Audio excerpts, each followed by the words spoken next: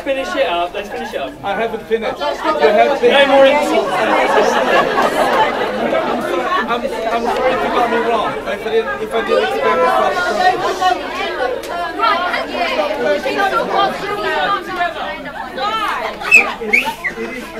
I believe there is a problem which has been happening for 2 or 3 years. You have had this.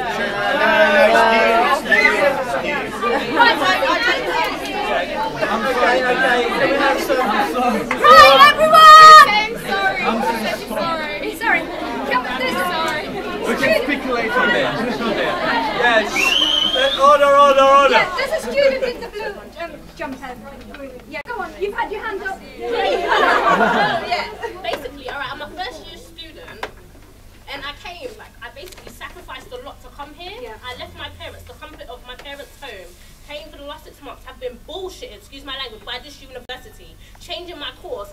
One day I was left on the phone crying, saying there's no course for me. Then they told me, okay, I can come on this course to do this to me. I don't understand why they knew in May and decided that they shouldn't tell us. Yeah. I want my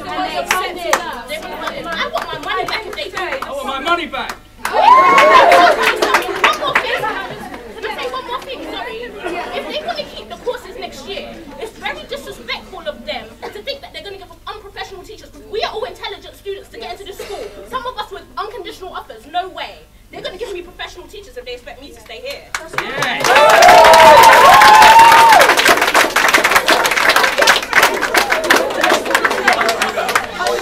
I know that a lot of you first years do feel like I completely understand where you're coming from, because it's happened to us year after year after year, and we have tried everything. We have tried so much, and if it wasn't for Paul Simpson, we would not even we wouldn't even still be here. Some of us have come back. Some of us left this university and came back because of that man.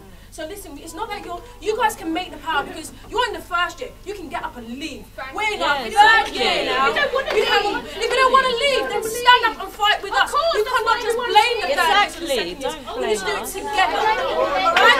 We've got to do it together.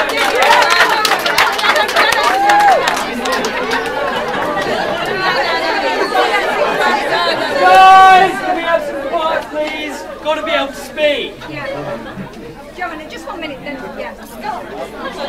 Right, please, we can't hear each other.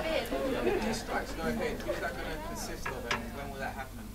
If the strikes do go ahead, it'll be the whole university. Okay? What? Would you recommend the keep on students or just Yeah. They won't notice.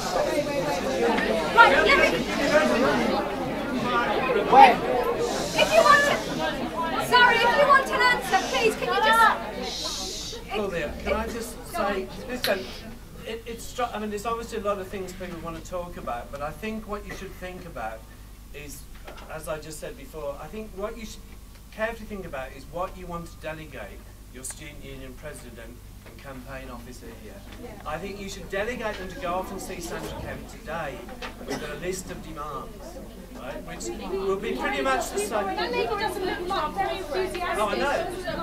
But we have to do it. I'm not being funny, but the student union is all very well known that you guys are coming in now. But you know what? Where have you been? You have not been here. Not even why do you think it's funny? It's unfair. It's unfair for you. You know what? It's good that you're coming to back us now, but you haven't been here. You guys haven't been here. I've been to your office and spoken to you numerous times. You can't even remember. That's what I'm saying. Good. Why do you think it's funny? Why do you think it's funny? Why are you so amused by this? But, like, I mean, the Students' Union isn't just me, Kit, and, like, 2 other full-time officers. The Students' Union is students. We don't exist without students. We are, like, 1,000 course reps across the college. We are interested students and active students that care about whatever's here. And obviously, you can mandate us to go away and do something. We can speak to Sandra Kemp, Nigel, the governors, etc. But to be honest as well, like, the mass voice of students is going to have just as much impact. I mean, we can go to her in a room, but if there's also however many of you are here in this room, sending letters, going to her office, going to Dean, everyone Helen, they've been doing that. No, I know. Would you recommend we strike? As a marshal in this room and go to her office. I can't seem very impressed. You just stand in there doing your job. And you need to really understand that we're all fucked in this room. Like, I don't want to drop out, I don't want to ruin my education, so you need to do something. That's why we're here. So make sure you take your notes of what's going on and go to the office. That's it. There was a question over here of whether you guys should strike. Hello? Hey. There was a question here about the tactics, basically, that you should pursue. If you're talking about strike in terms of not turning up, I wouldn't recommend it. You can't. I think that...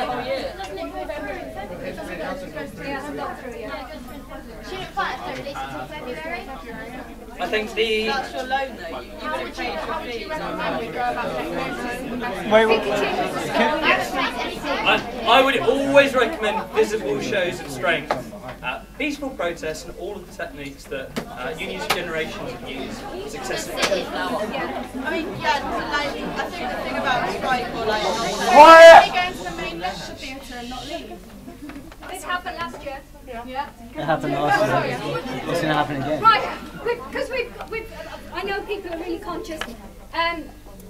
Joanna, Louis, and then the lady at the back. Yeah? All right. First of all, let me just say something. No matter where the student union stands before, and they were not citing us back then for their own reasons, and that's fine. What it is important is that they cite us now, and that we stay together. Because the problem so far is that there has been a very, very big lack of communication. So if we stand together on the same issue, that we're going to get something. Yeah. Second of all, like, okay, what we have to do is put our demands forth, and we have them as opposed, and you can read on Facebook if you agree or not with them, but I'm quite sure they're very broad, so they would somehow strike a chord with every one of you, and present them.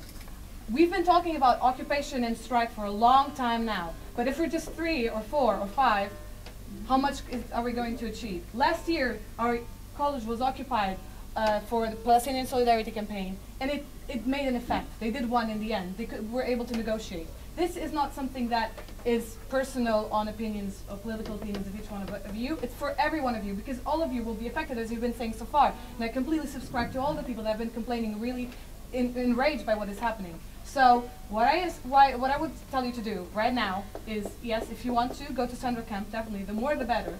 She should know, she should really see, not just hear about us, but see us out there talking to her and complaining about what's happening, but also join us, and very, very soon. And by that I don't mean after the weekend. I mean until the weekend. Actually do something. And okay, let me just say one thing about strike. I do not want to incentivize classes to be disrupted. Education is what we're fighting here for. And so that's the last thing that should be affected in this process, okay?